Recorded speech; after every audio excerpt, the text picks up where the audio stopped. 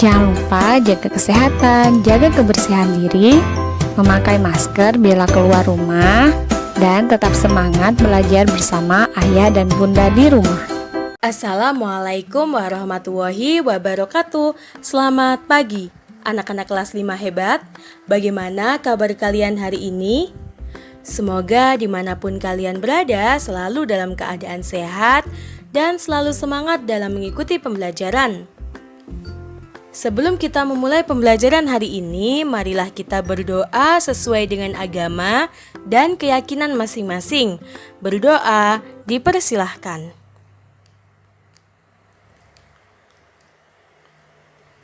Berdoa selesai.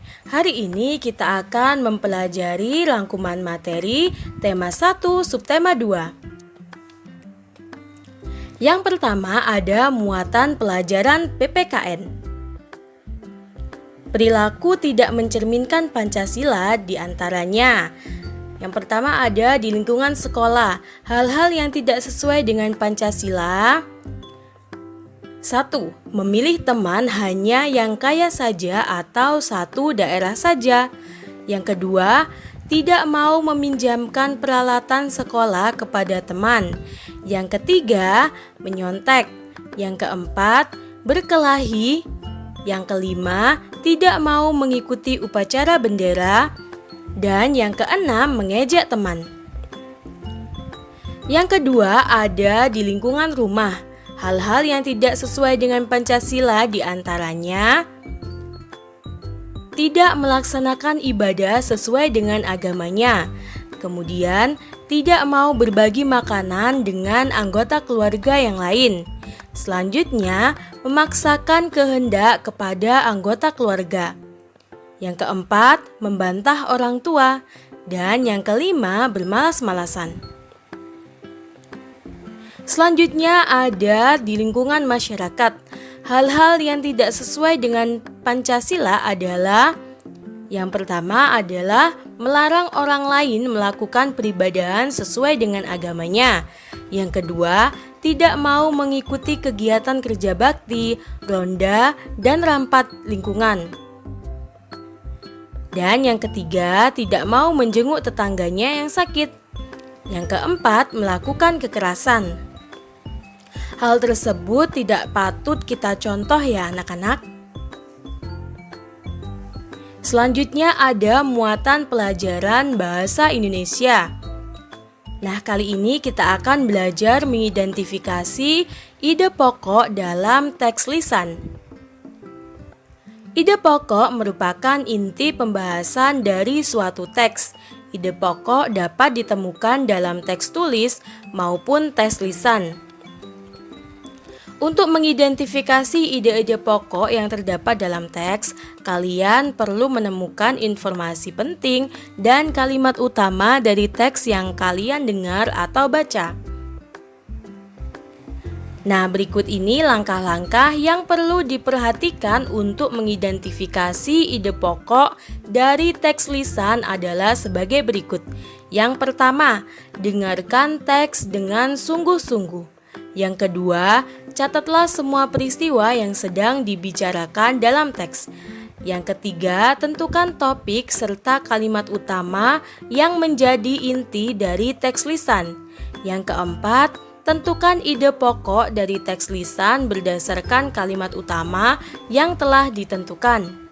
Dan yang kelima, tulislah setiap ide pokok dari teks yang didengar ke dalam tabel. Selanjutnya ada muatan pelajaran IPA tentang organ gerak pada manusia. Yang pertama ada rangka atau tulang. Rangka atau tulang merupakan sekumpulan tulang yang saling mengait hingga membentuk postur tubuh. Fungsinya adalah yang pertama menopang tubuh supaya dapat berdiri tegak. Yang kedua, tempat memproduksi sel darah merah dan putih. Yang ketiga, melindungi organ bagian dalam. Yang keempat, tempat melekatnya otot. Kemudian organ gerak yang kedua adalah sendi. Sendi merupakan penghubung antar tulang. Organ gerak yang ketiga adalah otot. Otot merupakan jaringan kenyal dalam tubuh manusia. Fungsinya adalah sebagai alat gerak aktif, kemudian menjaga stabilitas tubuh. Yang ketiga, menjaga postur tubuh. Yang keempat, menunjang sirkulasi darah. Dan yang kelima, membantu sistem pernapasan dan pencernaan. Nah, berikut ini merupakan gambar rangka atau tulang sebagai alat gerak pasif. Coba kalian perhatikan gambar tersebut. Rangka tubuh tersusun dari berbagai jenis tulang. Nah, rangka tubuh ini dibagi menjadi 3. Yang pertama ada rangka kepala atau tengkorak. Rangka kepala berfungsi melindungi bagian tubuh kita yang sangat lunak yang disebut otak. Jika kita mengalami kerusakan otak, maka kemungkinan besar kita tidak bisa beraktivitas. Rangka kepala ini meliputi tulang-tulang tengkorak wajah dan tulang pelindung otak. Yang kedua ada rangka badan. Rangka badan ini meliputi tulang belakang, tulang rusuk, tulang dada, tulang gelang bahu, dan tulang gelang panggul. Yang ketiga ada rangka anggota gerak. Rangka anggota gerak berbentuk pipa, berluas-ruas, dan berfungsi untuk mendukung terjadinya pergerakan. Rangka anggota gerak terdiri atas tulang-tulang anggota gerak atas atau tangan dan tulang-tulang anggota gerak bawah atau tungkai. Selanjutnya ada otot sebagai alat gerak aktif. Secara umum, otot terdiri atas 3 jenis. Yang pertama yaitu otot polos, yang kedua yaitu otot lurik, dan yang ketiga adalah otot jantung. Otot polos mampu menggerakkan organ tubuh kita tanpa dikendalikan, misalnya gerakan lambung menghancurkan makanan. Kemudian otot lurik menggerakkan anggota tubuh sesuai keinginan kita, misalnya menggerakkan tangan dan kaki. Dan yang ketiga, otot jantung yang menggerakkan jantung. Nah, coba kalian perhatikan tabel perbedaan atau ciri-ciri dari ketiga otot tersebut. Yang pertama pada otot lurik. Letaknya yaitu menyusun otot yang melekat pada tulang rangka. Bentuk selnya bulat memanjang, ada banyak inti terletak di tepi. Kemudian kontrol saraf, otot sadar kontraksi dikontrol oleh sistem saraf sadar. Kemudian reaksi pada otot lurik ini yaitu cepat. Sifat kerjanya cepat lelah. Kemudian yang kedua ada ciri-ciri otot polos. Yang pertama adalah letak. Letak otot polos ini menyusun alat-alat dalam, misalnya dinding usus dan pembuluh darah. Bentuk selnya, ujung sel meruncing, inti berjumlah 1, terletak di tengah. Kemudian kontrol sarafnya, otot tak sadar atau kontraksi tidak dikontrol oleh sistem saraf sadar. Reaksinya lambat, sifat kerjanya tidak cepat lelah. Yang ketiga ada otot jantung. Letaknya menyusun otot pada dinding jantung. Bentuk selnya bulat memanjang dengan ujung bercabang, ada banyak inti sel terletak di tengah. Kontrol sarafnya otot tak sadar. Reaksinya lambat, sifat kerjanya tidak cepat lelah. Macam-macam gerak otot. Yang pertama, gerak menekuk atau meluruskan, dilakukan pada bagian sendi engsel dan pelana. Contoh gerakan menekuk atau meluruskan ini yaitu gerakan lutut, siku, dan ruas-ruas jari tangan. Yang kedua ada gerak menurunkan atau menekan ke bawah menggunakan bagian tubuh. Contoh gerakan menghentakkan kaki, menekan benda menggunakan tangan, dan gerakan mulut terbuka karena tulang rahang bawah bergerak ke arah bawah. Yang ketiga ada gerak menaikkan, dilakukan dengan menaikkan bagian tubuh. Contohnya gerakan pada saat mulut terbuka kemudian kembali tertutup. Hal ini terjadi karena gerakan naiknya tulang rahang bawah yang semula di bawah kembali ke atas. Yang keempat ada gerak memutar, dilakukan pada sendi putar dan peluru. Contohnya gerakan kepala menengok ke kanan dan kiri, serta gerakan berputarnya lengan. Yang terakhir ada gerak menjauhkan dan mendekatkan tubuh. Contohnya gerakan merentangkan tangan dan menggerakkan kaki ke arah samping. Nah, berikut ini merupakan cara memelihara kesehatan otot.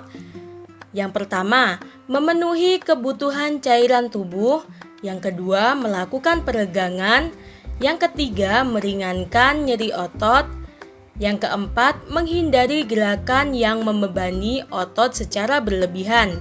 Yang kelima, melakukan latihan rutin. Yang keenam, mengkonsumsi makanan yang bernutrisi bagi otot. Selanjutnya ada muatan pelajaran IPS.